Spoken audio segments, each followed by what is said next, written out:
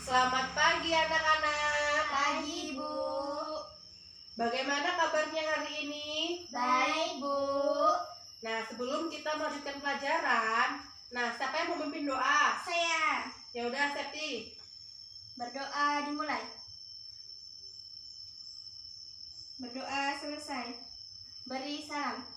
Assalamualaikum warahmatullahi wabarakatuh. Waalaikumsalam warahmatullahi wabarakatuh. Sebelum kita mulai ke pelajaran, kita absen dulu ya. Siapa yang masuk dan siapa yang nggak masuk? Septi, Hadir. Rara, Hadir. Nanda. Gak masuk, Bu. Nah, sekarang kita belajar tematik. Yang pertama kita belajar bahasa Indonesia, yaitu yang materinya 5W plus 1H. Di sini udah ada yang tahu belum apa sih 5W plus 1H itu? Enggak tahu. Belum ya? 5W plus 1H itu merupakan pokok-pokok teks berita yang menjadi inti informasi dari penyusunan naskah. Nah, berita yang baik itu harusnya memenuhi unsurnya itu 5W plus 1H. Yang dimaksud unsur itu 5W plus 1H yaitu adalah apa, siapa, di mana, kapan, dan bagaimana.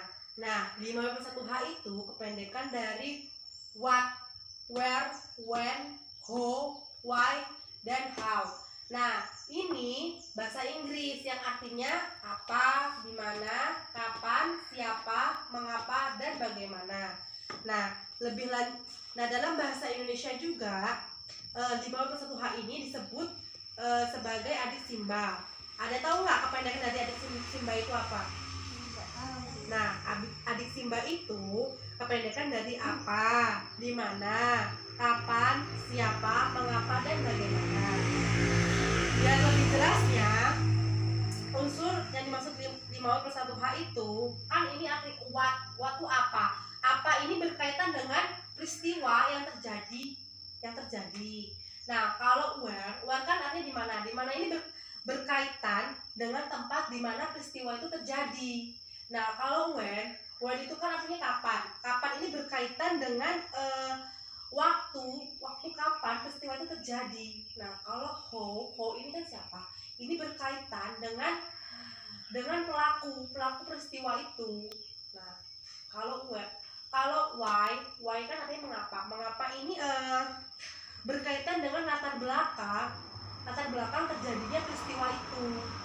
Kalau how ini bagaimana? Nah, bagaimana ini berkaitan dengan proses terjadinya peristiwa. Nah, ini yang dimaksud dengan 5W plus 1H.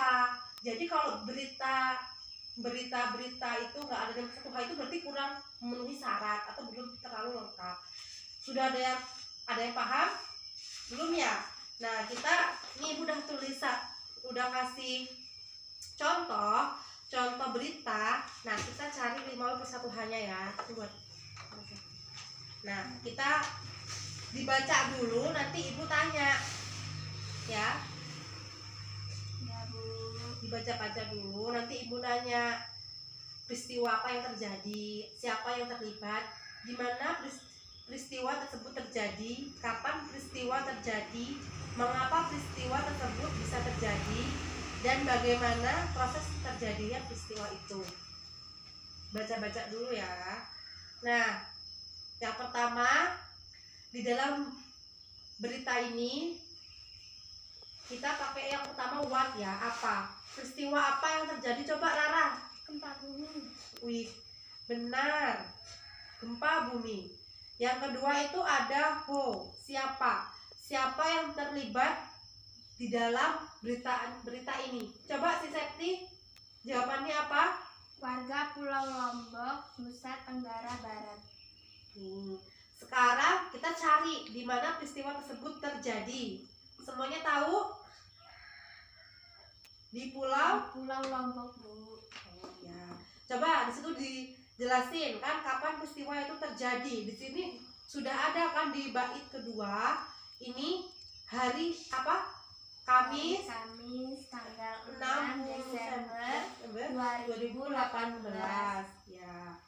Nah, kalau mengapa peristiwa tersebut bisa terjadi ini karena apa? Fenomena alam mungkin, Bu. Biar tercantum ya, karena fenomena alam. Dan yang terakhir, bagaimana proses terjadinya. Di situ sudah ada kan dijelasin ketika pada para siswa. Nah, sekarang udah agak lebih paham kan apa yang dimaksud dengan 5W+1H. Tadi kan udah mencari di berita yang Ibu kasih contohnya. Nanti di ujung pelajaran Ibu kasih lagi soal, tapi dikerjain masing-masing ya.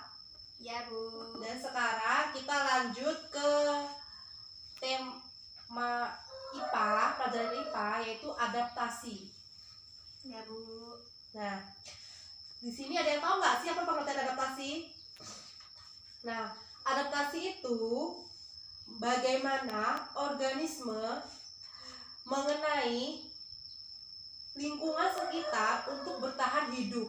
Nah, di sini macam-macam adaptasi itu ada 3. Yang pertama itu adaptasi morfologi, yang kedua itu adalah adaptasi fisiologi, dan yang ketiga itu adalah adaptasi tingkah laku. Belum ada yang tahu ya? Adaptasi morfologi itu, oh ya Ibu ini dulu ya, belum dikasih ini ya contohnya.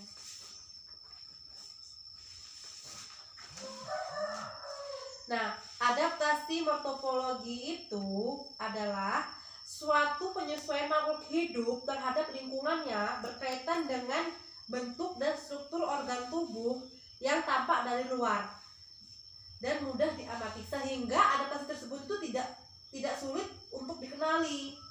Nah, dan tidak sulit ditemukan. Nah, contohnya itu udah Ibu kasih ya. Contohnya itu ada bentuk kaki yang terdapat pada burung. Itu ada gambarnya kan.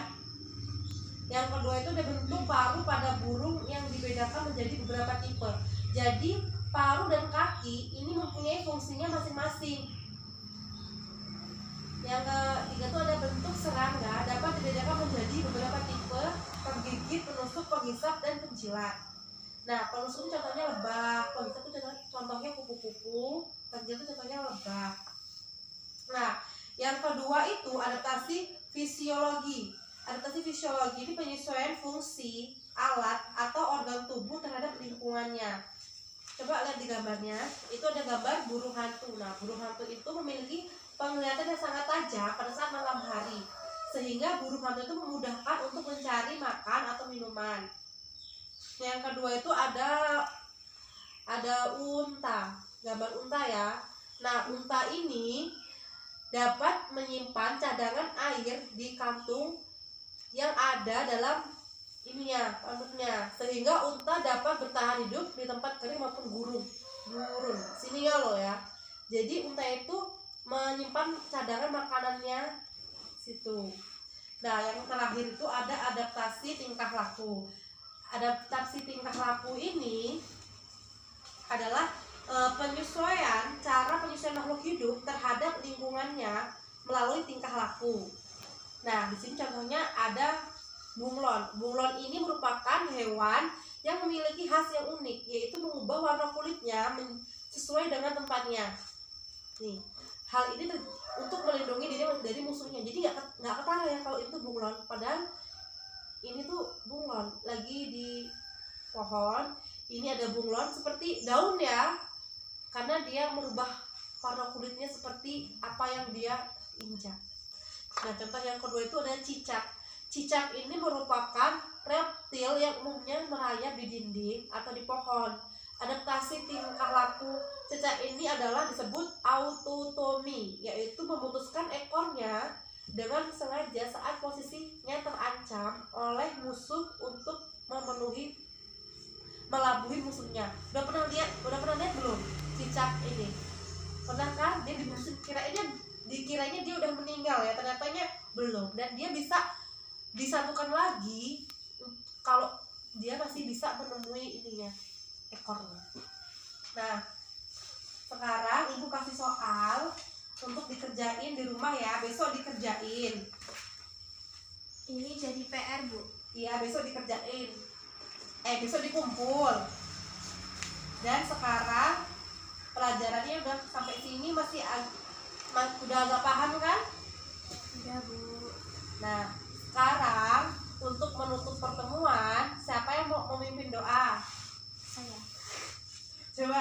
Sakti.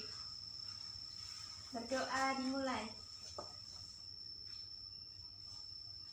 Berdoa selesai. Beri salam. Assalamualaikum warahmatullahi wabarakatuh. Waalaikumsalam warahmatullahi wabarakatuh. Jangan lupa ya, besok PR-nya dibawa ke sekolahan. Ibu akan mengoreksinya. Ya, Bu.